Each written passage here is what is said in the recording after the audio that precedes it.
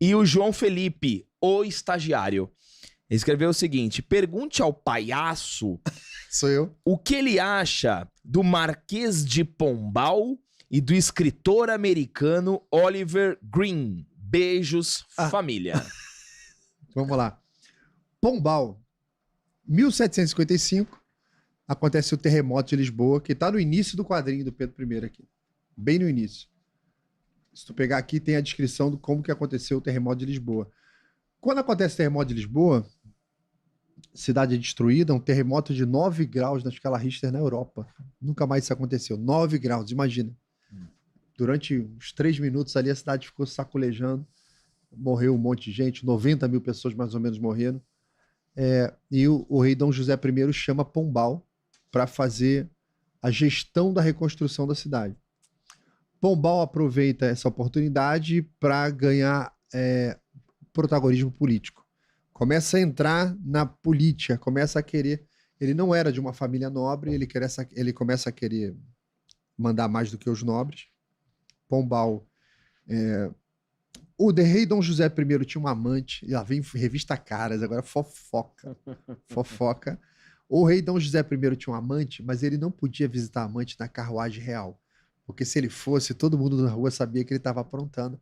Então ele ia numa carruagem descaracterizada. Então era... Ele ia no perfil fake. Era o UberX, né? Ele pegava uma carruagem diferente. E aconteceu uma tentativa de assalto na rua. Você está pensando que é de hoje? Tentaram assaltar a carruagem dele na rua e o cara avançou com a carruagem, rompeu a blitz, né? E deram um tiro na carruagem, feriu ele. O Pombal inventou que, como o Pombal tinha alguns inimigos no governo, o Pombal inventou que quem tinha armado aquilo foi a família Távora, que era a maior família nobre lá de Portugal, e os jesuítas. E ele começa um processo sem oportunidade de defesa, um processo onde ele acusava quem ele queria do jeito que queria, um processo onde ele era o investigador, o acusador. Já viu isso em algum lugar? Ah, é verdade. Eu acho que eu já vi numa série. Uma série, né? Uma série, mas era fictício. Era fictício. Isso aí nunca mais aconteceu. Isso não. Foi só naquele momento ali em Portugal. Então as pessoas não conseguiam se defender, os advogados não conseguiam os depoimentos. E o cara não tinha acesso aos autos. É difícil isso aí. Não, mas aí foi só na história. Nunca mais isso aconteceu, foi só nesse período. E o Pombal, cara, ele condena a família Távora inteira. Homens, mulheres, crianças, idosos. E ele mata todo mundo. Em praça pública. O Pombal aproveitou e perseguiu os jesuítas, que eram no Brasil os responsáveis pela educação no Brasil. Todas as universidades, aqui no Brasil e em Portugal, eram jesuíticas. A coisa foi tão feia. Isso acontece ali final do século XVIII. Portugal só voltou a ter a mesma quantidade de vagas no ensino superior nos anos de 1970. O Brasil só nos anos de 1950. Nós levamos 200 anos para corrigir a merda que o Pombal fez na nossa educação. 200 anos. E o pessoal deve estar perguntando porque nas minhas lives, eu tenho alguns personagens que eu gosto de esculachar. Vargas, Pombal, Revolução Francesa, né? Que eu tenho eu fico salivando quando eu vou falar dessas pessoas. Se eu estivesse na minha live, você já teria escutado um monte de BTV cantando, que eu fico xingando os caras de tudo quanto é nome, porque é uma besta quadrada, né? O cara destruiu a educação de Portugal, a educação do Brasil, em troca de poder. Em troca de poder. E quando Dom José, José I morre e assume Maria, mãe de Dom João, o povo na praça, na hora da coroação de Maria, o povo pede, na aclamação de Maria, o povo pede a morte de Pombal. O canto do povo era morte ao Pombal, morte ao Pombal. Então foi um cara que destruiu a educação. Ele ajudou na recuperação, fez uma gestão, tal, mas ele se perdeu na gestão pública. Mas graças a Deus isso nunca mais aconteceu na história do Brasil. Não, pô. De lá para cá, o pessoal do judiciário trabalha direitinho e respeita todas as etapas, tudo. Nunca mais aconteceu. Muito bom. Vamos falar um pouquinho de cultura woke agora. Estão mandando superchat? Estão mandando superchat aqui, ó. Daqui a pouco eu leio, tem uma outra rodada aqui. Até o Zeca Acetona. O pior que o Gostou desse nome? Zeca Acetona. Zeca Acetona. É. Ou ele é manicure. Ou ele é, né? É. Calibrado, né? Calibrado, né? Os caras gostam dos nomes classe A, né? Vocês são foda. É que ele tá perguntando Sem acho que é bicharia. melhor fazer a do Zeca. Do Zeca Acetona? Melhor fazer a do Zeca. Os caras... Essa foi muito boa, tá? Porque geralmente vem um Paulo... Sempre vem um Paulo, agora o Zeca. Esse dia entrou na minha live o Caralison. Eu fiquei rindo sozinho. Ó, vou fazer a pergunta do Zeca. Aqui, ó. Professor, você não acha que Pedro II foi frouxo por não ter quisto lutar pelo trono? Um abração e uma pergunta pros irmãos Alba. Como anda o Santos? Pô, Zeca. É sempre assim, o Zeca. Zeca.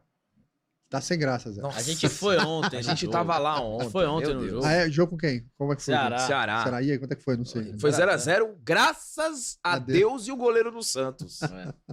Terrível, né? Vamos lá, Pedro II, o que ele tá Meu falando Deus. é o seguinte, só para botar no contexto do pessoal. 1889, quando acontece o golpe da República, aquela loucura lá, um negócio muito doido. Aquele dia foi muito doido. Eu tenho um vídeo exclusivo para membros lá no meu canal, que eu faço 2 horas de aula explicando esse dia, né? O que aconteceu ali foi o seguinte, o parlamento brasileiro, como é que ele funcionava? Você tinha o imperador, você tinha o chefe do conselho de ministros, você tinha o conjunto, como se fosse, vou falar nomes atuais, você tinha o imperador, o primeiro-ministro, os ministros, tá? E o Senado, o parlamento e tal. Então, você tinha a separação de Estado e de governo. Faz muita falta pra gente hoje. Por exemplo, quando o Lula vai lá pra China, fala um monte de besteira, a Janja vai lá e reclama do TikTok na cara do Xi Jinping. O Lula não fala besteira, ele dá umas derrapadinhas. Mas eu Ele vou. tropeça. Cara, Tropecinho. Eu vou zoar muito a Janja na minha próxima live. E o Xi Jinping, cara, você viu a resposta do Xi Jinping pra ela? Xi Jinping falou o seguinte, ela reclamando que o TikTok favorece a direita no Brasil. Puta, não acredito. Ela falou isso? No momento em que não tinha fala, não poderia falar, a esposa do Xi Jinping ficou braba porque ela foi um desrespeito com o Xi Jinping, pegar o microfone para sair falando mal do TikTok, que é uma ferramenta chinesa. E o Xi Jinping deu uma resposta, ele falou,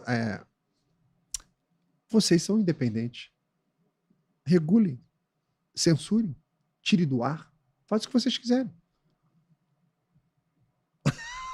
Tá certo. Tá certo, né? E o interessante foi o Xi Jinping mandando a gente fazer o trabalho da ditadura, né? Vocês são uma ditadura ou não são, pô? Né? Então, a separação, se acontecesse no Brasil, você não teria a Janja fazendo essa vergonha, você não teria uma fotografia do Lula com as autocracias do mundo, porque a separação de governo e de Estado não permite que a ideologia que está no governo represente o brasileiro.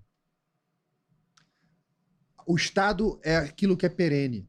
O Estado é aquilo que atravessa as gerações, não é um governo.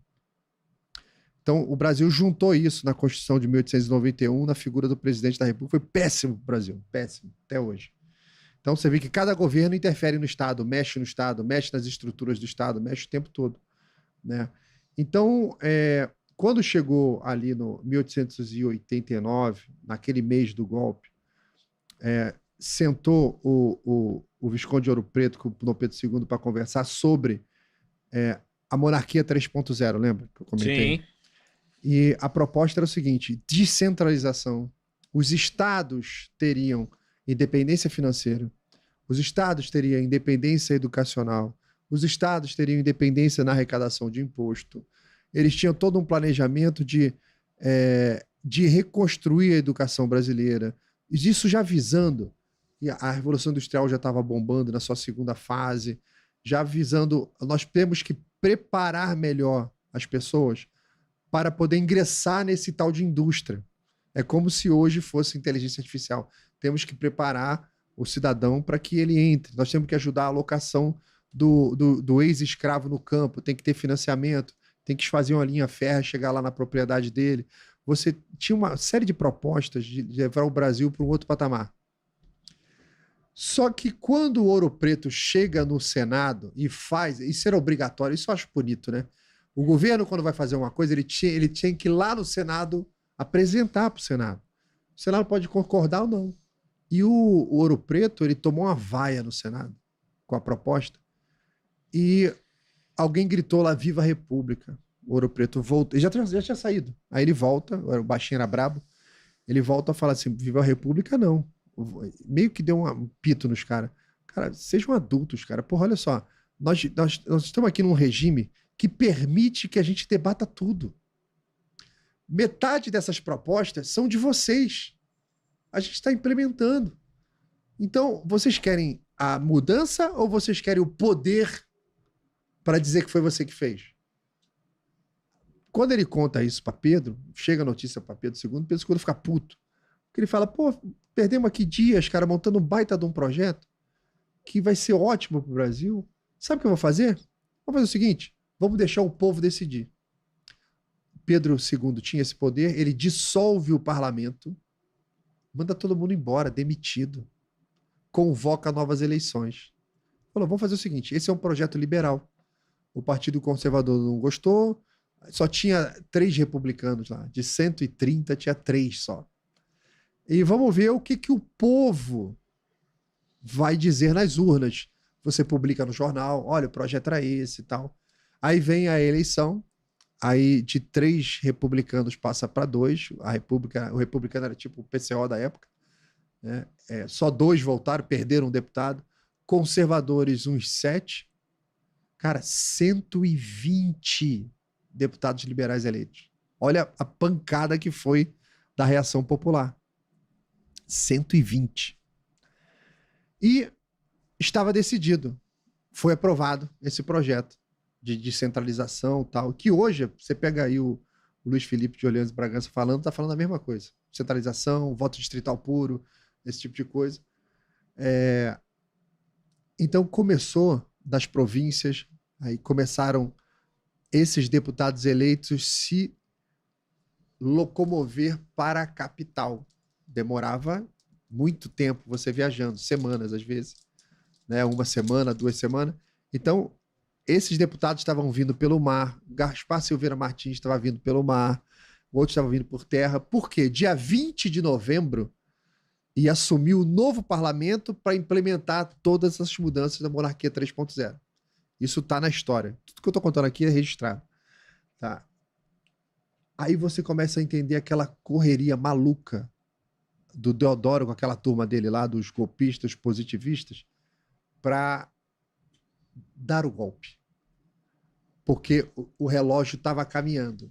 120 deputados estavam vindo para a capital do Rio para implementar aquele projeto que ia desfavorecer todas as oligarquias, revolução industrial no Brasil, o Brasil ia deixar de ser agrário. Imagina o pessoal das oligarquias, pessoal, tanto que depois do golpe, quem mandou no Brasil foi o pessoal do café com leite. Produtor de café, produtor de leite, produtor rural. Então, essa galera ficou desesperada, porque estava chegando o Brasil 3.0. Focado em educação, focado na parte industrial. E essa correria culminou no golpe. Foram falar lá para o Deodoro que o Ouro Preto, que tinha desenvolvido essa ideia com o Pedro, tinha mandado prendê-lo. Aí o retardado do Deodoro, ao invés de consultar para saber isso é verdade, não, mandou prender o cara. Mandou prender o primeiro-ministro. Pedrão, nesse momento, foi a pergunta que foi feita pelo caralho, só como é que é o nome do cara? Acetona. Zeca. Zeca Acetona. Zeca Acetona. Isso. Eu já tinha dado voz de prisão ali pro Deodoro, que ele prendeu o ministro de Estado. A troco de quê? Porque ele disse, cara, você tinha que... Se Caxias tivesse vivo, isso não tinha acontecido. Né? Foi uma falha ali também do pessoal militar. Barão de Ladário era o chefe da Marinha, foi lá na praça reclamar com os golpistas, tomou um tiro no peito. Aí Tamandaré viu o que aconteceu com o Ladário, tomou um tiro do peito, sobreviveu. Tamandaré fala para Pedro assim: Pedro, deixa eu resolver essa parada. Eles estão lá no Campo de Santana, tá todo mundo juntinho, assim, agrupadinho. Aqui atrás de mim tá a Armada Imperial com os canhões de 300mm. Eu dou uma terraplanada lá no Campo de Santana. Vai ficar uns buracos e tal, mas acabou. Aí Pedro não deixou, né? Tem um fato interessante nesse exato momento do golpe, que o bibliotecário lá da Quinta da Boa Vista passa correndo e tem um cara muito idoso, negro, que morava lá, chamado Rafael. O Rafael tinha sido pajem de Pedro II. O que é isso? Quando Dom Pedro I foi embora, Pedro I escolheu Bonifácio para cuidar da educação dele, tinha uma outra mulher que cuidava de alguns outros pontos da formação dele. Você precisa daquele mordomo, pajem, que é o cara que vai ver a comida dele, que vai ver se ele estiver doente, os remédios e tal. Pedro, assim, um dos mistérios da história do Brasil. Ninguém sabe o porquê, mas isso aconteceu. Pedro pegou um soldado que ele conheceu na Guerra da Cisplatina no Uruguai, negro. Ele desenvolveu uma amizade, uma confiança com um cara tamanha que ele convidou o cara para ser o mordomo de Pedro I, Pedro II, que tinha 5 anos. Trocar a fralda dele, mamadeira, comida, cuidar dele. Foi um negro.